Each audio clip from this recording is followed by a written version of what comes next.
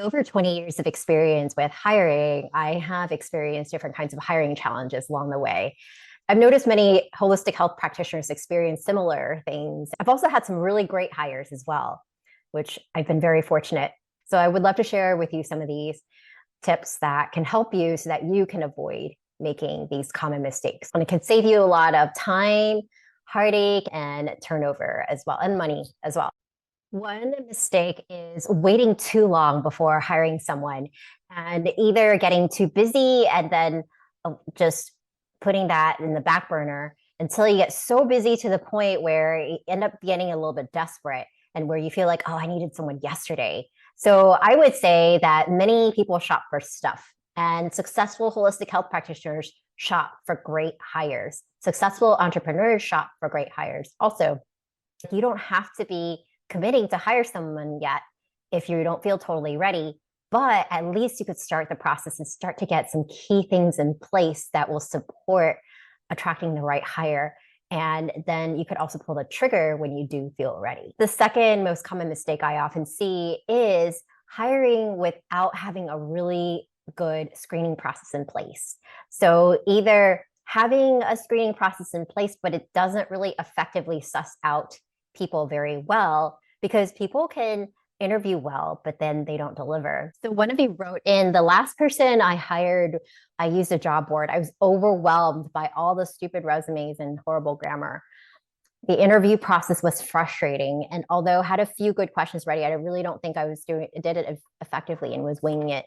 And if you're feeling that way, you're not alone, because this is stuff that's just not taught in school. You can go and look up interview books and like what to ask questions on, but most of them don't really help suss out the right person very well, because most people prep for interviews. And so do you have a good screening process that is not just about interview questions and reference checks? And what kinds of questions are you asking if you are interviewing people? Because most people prepare for an interview.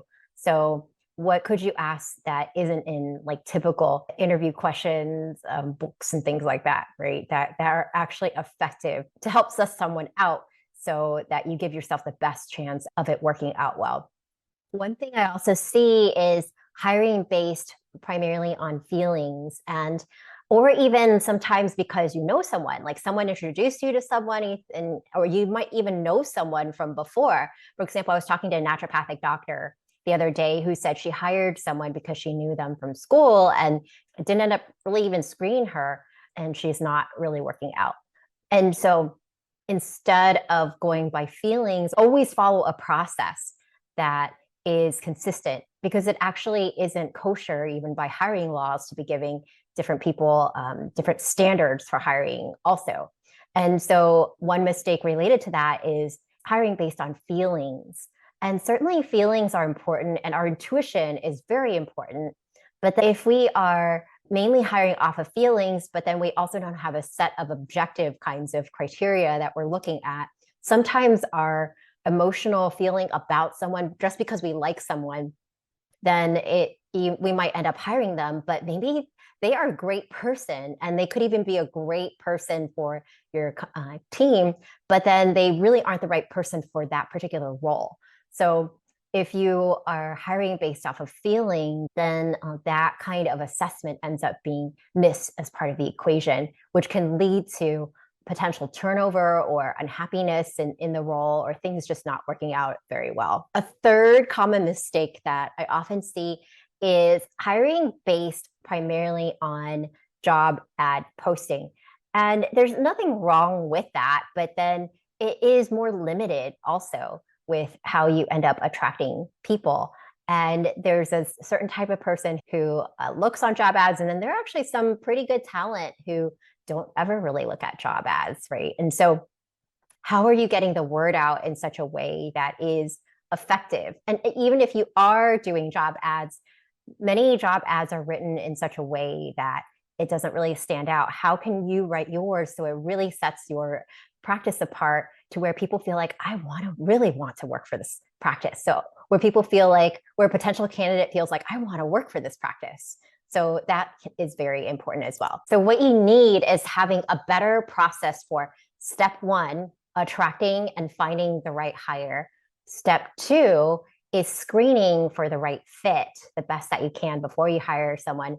Step three is onboarding them in a way that supports them well. Because have you ever heard of where people might have had bad experiences before? Maybe you have had a bad experience before.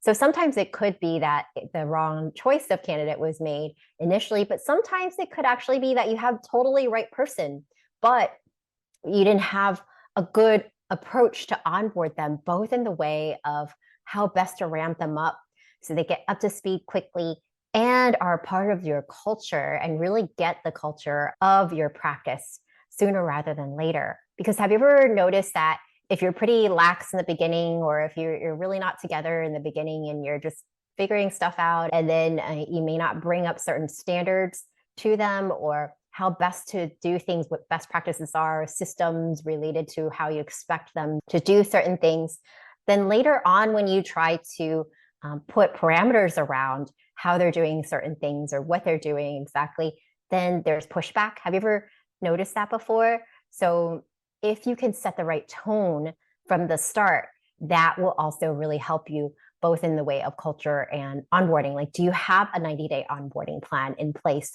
Or do you end up on some level, it's like you throw them in the fire, you try to just figure it out, or you just hope for the best, or just feel like, well, the right person will figure it out. Right. So I know this because I've been there before. Right? And so you're not alone with that. Also, as part of the mix too, it's the right energetic alignment of how you are being and who you're being to attract that person as well. I used to overlook this, and I would do different things to hire, and then I would feel like, how come I'm just not attracting the kind of candidate and the quality of a person that I was looking for that particular role?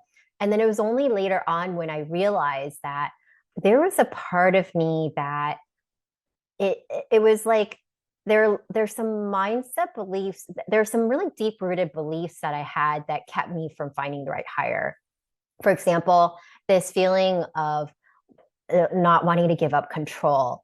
And then that would show up in my hires, where I would end up hiring people who were not as proactive. And then I felt like I needed to be looking at everything and to make sure things were done to standards. And so, when I really looked at that, what was really happening was that I didn't want to give up on control.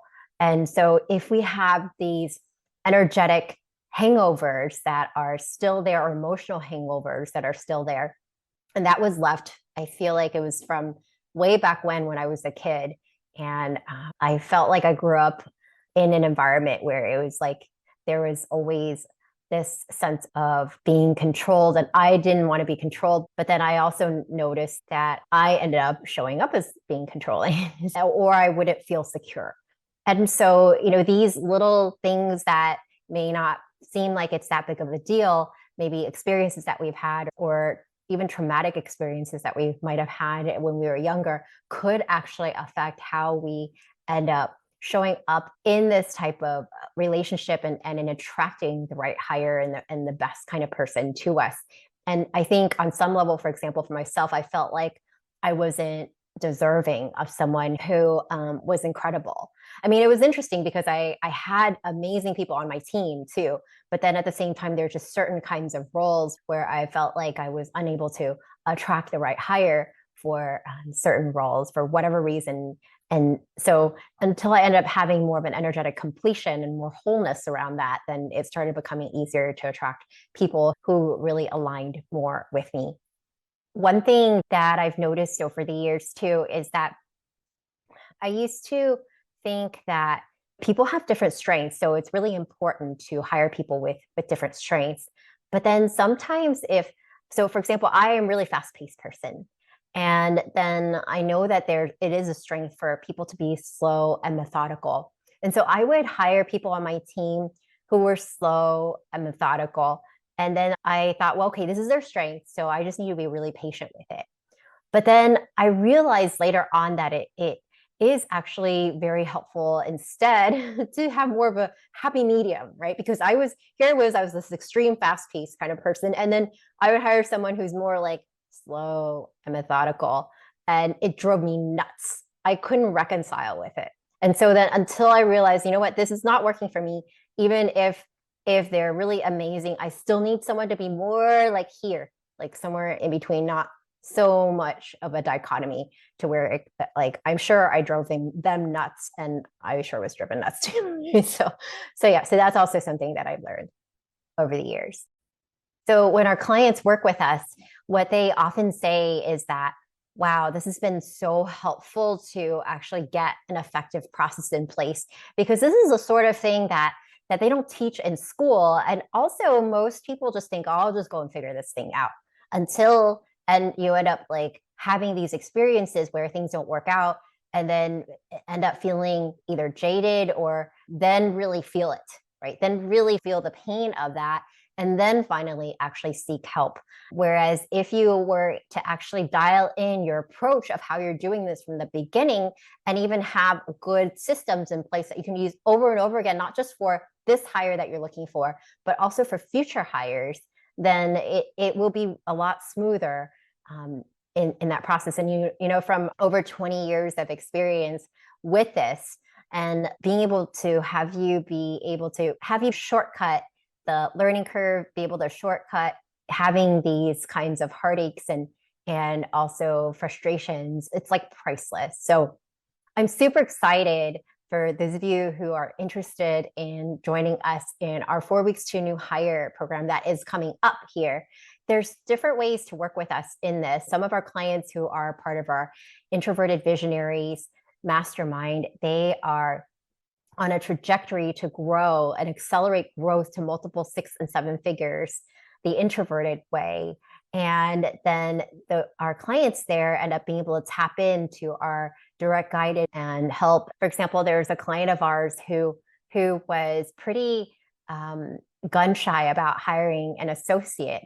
And she was feeling like, I'm not sure if I want to go this route again because it didn't work out before. And then once we actually put the systems in place, the 4 weeks to new hire system in place, then she was able to attract someone who is quite good. And she's been so happy. She says, you know, I'm so happy I could just take a vacation to Europe. She went to Italy in the summertime, and then she just had a good time and didn't have to worry about the practice and then her associates getting busier. And so it's just so nice to be able to have her patients be taken care of, and money's coming in too when she's not there, which is wonderful.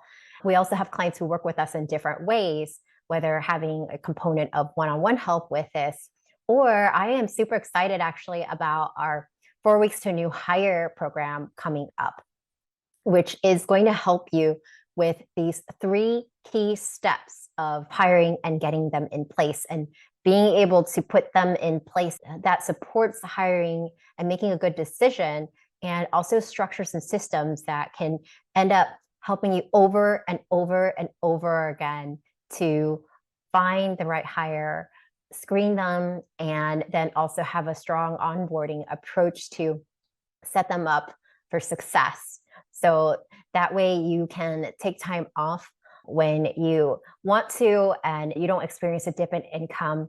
Or if something unexpected were to happen in your health or family, then you don't need to worry about it because the practice is able to run more on its own. And so I'm super excited about this. There will be 4 live sessions with me with guidance. And then we will also have a bonus Q&A and on onboarding as well. And then anything we have done for you, templates and scripts for that have been working for our clients. And through my many, many, many, many years of experience, over 20 years of recruiting experience, where companies paid us even 5 figures to find the right hires for them in my other business. And from my experience with helping holistic health practitioners with going from being a solo practitioner to then being able to have their first admin or associate hired.